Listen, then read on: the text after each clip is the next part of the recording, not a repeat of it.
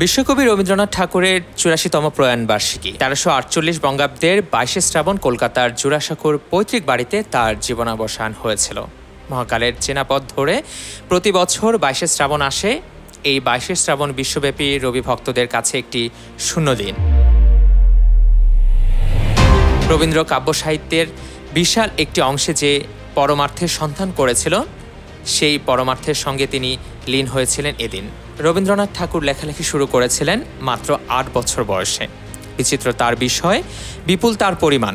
তার সৃজন প্রতিভা বাংলা কাব্য, উপন্যাস, ছোট গল্প, প্রবন্ধ, নাটক, ভ্রমণ, চিঠিপত্র, শিশু সাহিত্য সহ বাংলা সাহিত্যকে স্বর্ণময় উজ্জ্বলতা দান করেছে।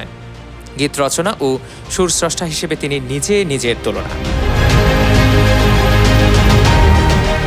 রবীন্দ্রনাথ ঠাকুর শিক্ষা বিস্তার, সাংগঠনিক কর্ম ও সমাজকল্যাণমূলক কাজেও অগ্রণী ভূমিকা পালন করেছেন।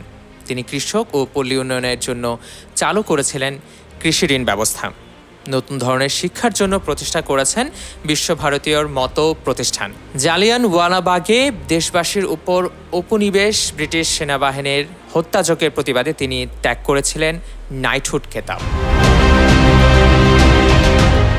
মুজাদ্দিদুল হক ভূঁইয়া, নিউজ 21 নিউজ ডেস্ক।